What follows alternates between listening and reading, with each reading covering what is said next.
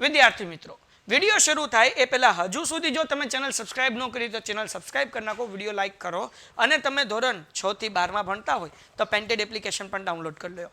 તમારા અભ્યાસ માટે આ એપ્લિકેશન બહુ મદદરૂપ થશે. તો ચાલો. હેલો વિદ્યાર્થી મિત્રો, વિદ્યુત પ્રવાહની ચુંબકીય અસરો વાળું જે ચેપ્ટર છે અને જે જડીબુટી છે એની અંદર તમારું સ્વાગત છે. આ ચેપ્ટર પણ ખૂબ આઈએમપી પ્રશ્નો વાળું છે, જેમાં પહેલો પ્રશ્ન આપણે વધારે વાત ન કરતા આની ડિટેલ ચર્ચા તમને મેઘાણી સરની વાણીની અંદર મેં કરી દીધેલી છે. કેટલા માર્કનું ચેપ્ટર છે, એનું વેઇટેજ કેટલું છે. અત્યારે માત્ર આપણે ક્વેશ્ચન જોઈશું કે જે તમને એક્ઝામની અંદર કામ લાગશે. સોલેનોઇડની અંદરના વિસ્તારમાં ક્ષેત્રરેખાઓ પરસ્પર કેવી જોવા મળે છે? પરસ્પર લંબ હોય છે, સમાન હોય છે કે સમાંતર હોય છે? આનો જવાબ છે તમારે મને આપવાનો છે. મેઘાણી સરની વાણીની અંદર લગભગ ઓલમોસ્ટ ક્વેશ્ચનનો આન્સર છે તમને આપી દીધેલો છે.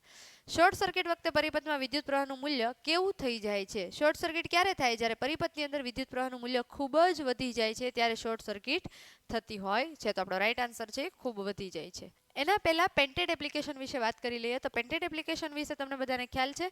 જે એપ્લિકેશન છે એની અંદર મોડેલ પેપર છે ફ્રીમાં આપવામાં આવે છે. બીજું કે તમારે રોજના લાઈવ લેક્ચર હોય છે 6:30 થી 8:30 સુધી, તો તમે એમાં જોડાઈ શકો છો અને બરાબર. અને અમુક ટાઈમે ઓફર પણ આપવામાં આવતી હોય છે. જે લોકોને સાયન્સ કરવું છે 11 12 સાયન્સ, તે સમત્વ એકેડમી જે આપણને આપેલી છે એની અંદર તમે જોડાઈ શકો છો. અને એમાં જેડબલઈ અને નીટની પણ તૈયારી કરાવવામાં આવે છે. કોઈ સમક્ષિતિજ પાવર લાઇનને પૂર્વથી પશ્ચિમ દિશા તરફ વિદ્યુત પ્રવાહ વધી રહ્યો છે તો પૂર્વ છેડાથી જોતા ચુંબકીય ક્ષેત્રની દિશા તારના કોઈ બિંદુ પાસે અને તારને સમતલમાં ઘડિયાળની કાંટાની દિશામાં મળશે. કઈ દિશામાં મળશે એમ પૂછ્યું છે. અહીંયા પહેલું છે વિષમ ઘડી, બીજું છે સમઘડી અને ત્રીજું છે વિરુદ્ધ.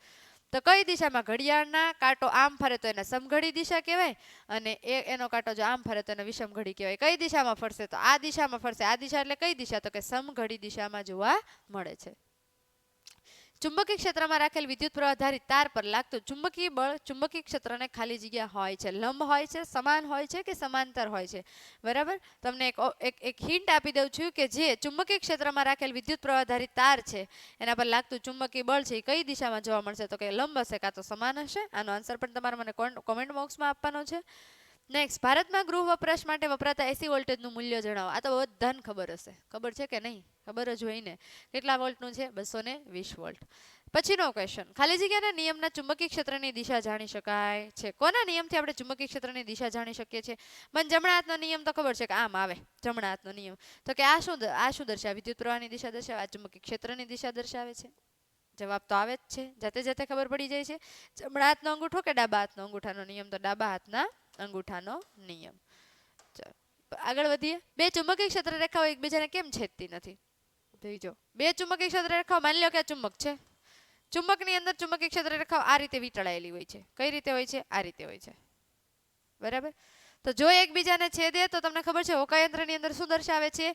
બે દિશા દર્શાવે છે. એટલા માટે એકબીજાને છેદતી નથી. આમાં ક્યાંય તમને દેખાય છે કે એકબીજા ઉપર હોય? ના. એટલા માટે બે નથી છેદતી, જે મેં તમને સમજાવેલું છે. નેક્સ્ટ ક્વેશ્ચન તરફ આગળ વધીએ. ચીમનભાઈ ઘરમાં વિદ્યુત પ્રવાહ ધારિત ઓવરલોડિંગને કારણે આગ લાગી છે તો સાવચેતીના કયા પગલાં ભર્યા હોત તો આ ઘટનાને આપણે નિવારી શકીએ?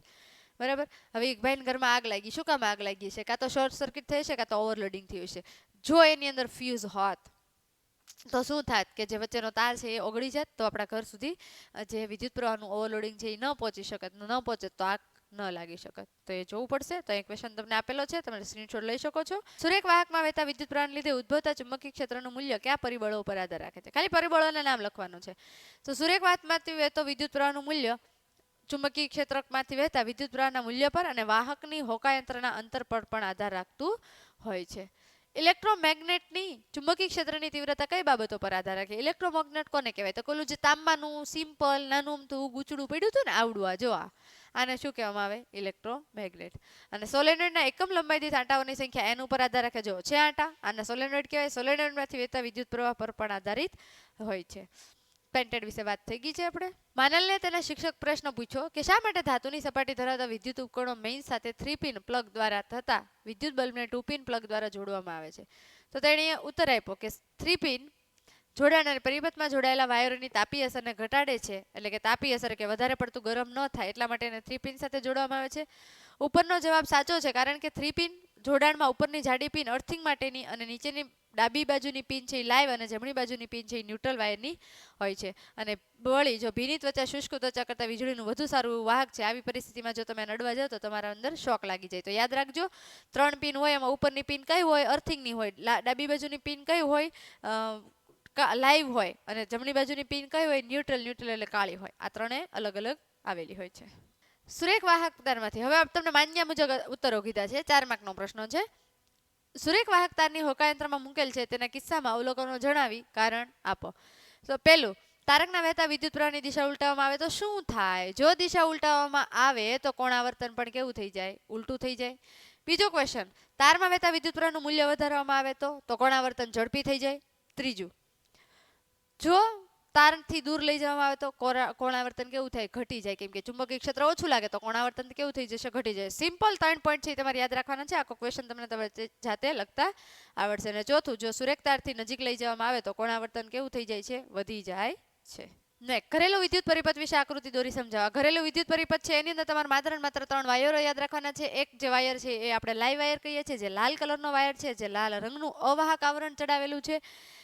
બીજો વાયર છે ન્યુટ્રલ વાયર છે, જે કાળા કલરનું આવરણ ધરાવે છે. અને ત્રીજો જે વાયર છે એ કયો વાયર છે? તો કે લીલા કલરનું આવરણ ધરાવતો વાયર, જેને આપણે અર્થિંગનો વાયર તરીકે ઓળખીએ છીએ.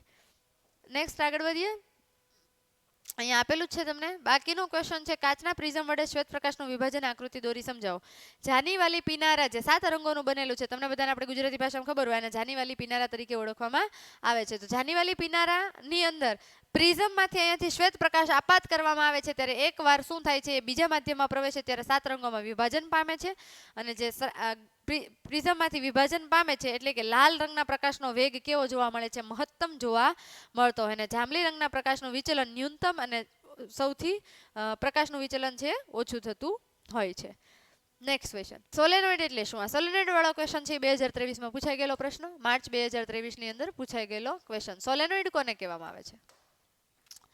તો કે તાંબાનું ગૂંચળું જે બનાવેલું છે એમાં પરથી જો વિદ્યુત ચુંબકીય ક્ષેત્ર છે, વિદ્યુત પ્રવાહ ધારિત સોલેનોઇડની અંદર તથા આસપાસના ચુંબકીય ક્ષેત્રની ક્ષેત્ર રેખાઓ તમને દેખાય છે.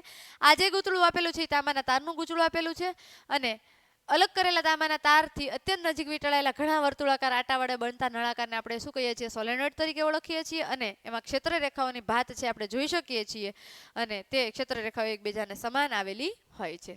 એ જ પૂછે અહીંયા.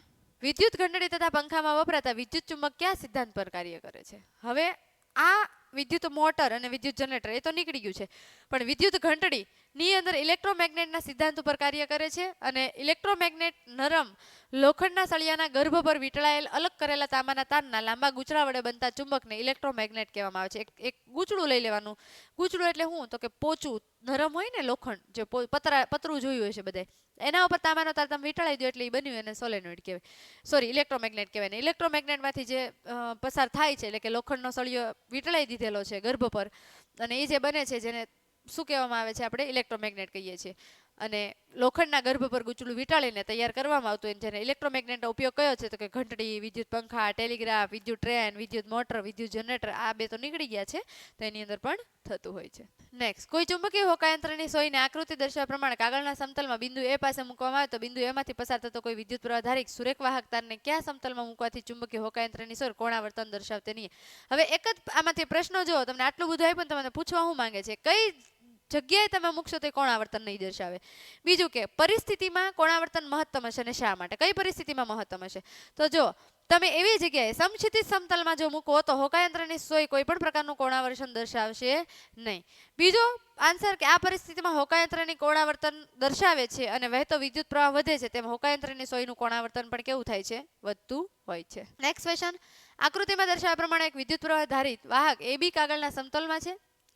ચુંબકીય ક્ષેત્રની બિંદુ P અને Q આગળ દિશા કઈ હશે? અને R1 > R2 આપેલ છે, તો ચુંબકીય ક્ષેત્રની પ્રબળતા કઈ હશે? તો તમે જો અહીંયા તમને શું આપેલું છે? A અને B દિશા આપેલી છે, P અને Q બંને આપેલા છે. તો આમાં પ્રબળતા કોની વધારે હોય? તો કે જમણા હાથના અંગૂઠાના નિયમ પ્રમાણે જો જોવા જાવ તો ચુંબકીય ક્ષેત્રની લાક્ષણિકતાઓની મદદથી એ બિંદુ આગળ ચુંબકીય ક્ષેત્રની તીવ્રતા પેપરના સમતલને લંબરૂપે અંદરની દિશામાં હોય છે. પેપરના સમતલને લંબરૂપે એટલે કે આ દિશામાં તમને જોવા મળશે, અને સમતલને લંબ બહાર જ આવતી દિશામાં જોવા મળે છે. બરાબર? તો અહીંયા આનો પણ તમે સ્ક્રીનશોટ લઈ શકો છો. બહુ શોર્ટમાં સમજાવી દીધેલું છે મેં. મળીએ છીએ, ત્યાં સુધી જોતા રહો, લાઈક કરો, શેર કરો અને સબસ્ક્રાઈબ કરો.